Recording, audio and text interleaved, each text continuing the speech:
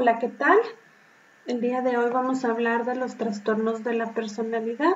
Si vemos por aquí este símbolo o este signo, vaya, el eje 60, es porque nos habla de la versión anterior del DSM-4.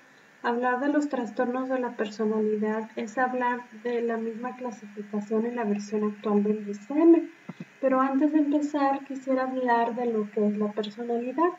La personalidad es el conjunto dinámico de las características de una persona. Como ya lo hemos revisado anteriormente, la personalidad se consolida. Recordemos que nosotros tenemos una base biológica del carácter, que es el temperamento, el cual heredamos de papá o de mamá, ¿sí? O de ambos.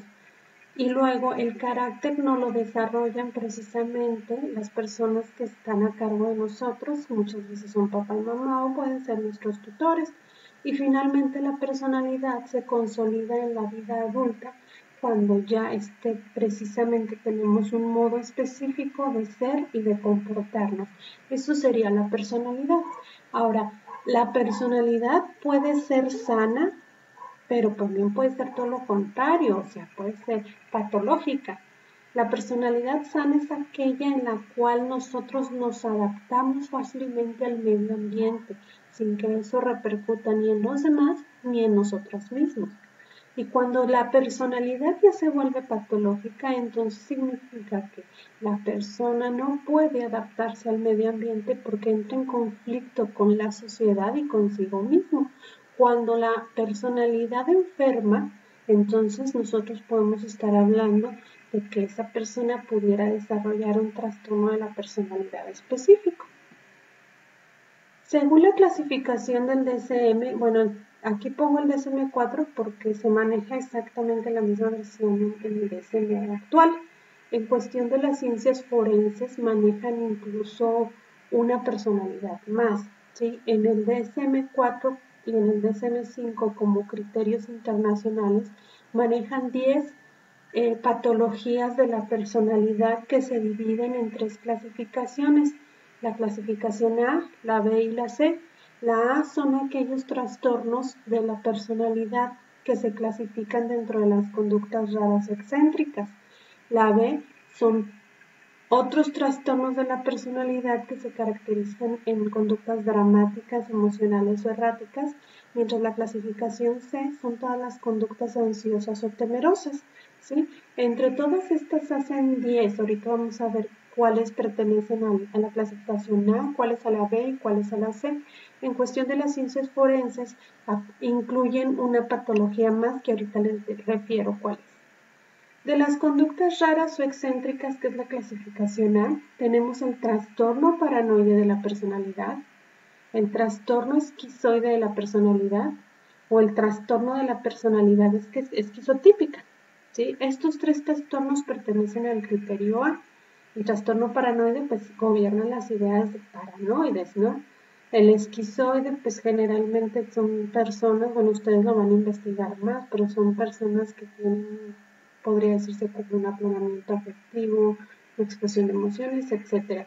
Y el esquizotípico pues es muy excéntrico, o sea, es tipo Walter Mercado o qué sé yo, ¿sí? En el criterio B tenemos las conductas dramáticas, emocionales o erráticas, y aquí tenemos 4 trastornos.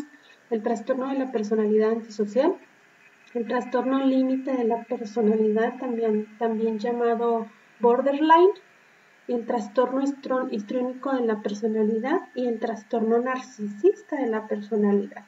El antisocial es aquel que rompe reglas. El límite o borderline, pues por eso está como en la raya divisoria entre la psicosis y la histeria. El histriónico, pues son aquellas personas súper dramáticas, ¿verdad? El histrionismo es una de las características típicas de los artistas, pero aquí como que abundan más los síntomas, se hace maximiza y por eso se caracteriza el trastorno. Y el narcisista, pues son aquellas personas pedantes, soberbias, ególatras, etcétera. Si conocen la historia de Narciso, podemos entender de dónde viene ese trastorno. Y finalmente tenemos la clasificación C, que son todas aquellas conductas ansiosas o temerosas. Aquí tenemos 3 trastornos: trastorno de la personalidad evitativa, trastorno dependiente de la personalidad y el trastorno de la personalidad obsesivo-compulsiva. El evitativo, pues el mismo nombre lo dice, evita muchas situaciones sociales y ustedes van a averiguar por qué, a diferencia, por ejemplo, de una fobia social o de otro trastorno. Con esto que entendamos el diagnóstico diferencial. El dependiente, pues el mismo nombre lo dice, ¿verdad? Depende de otra persona para hacer cualquier cosa. Y el trastorno de la personalidad obsesivo-compulsiva hay que tratar de diferenciarlo con el TOC, ¿sí? Con el trastorno obsesivo-compulsivo. No es lo mismo, que quede claro. Entonces, con estas conductas nosotros ya entendemos cuáles son los 10 trastornos de la personalidad englobados en el DSM-5, ¿ok?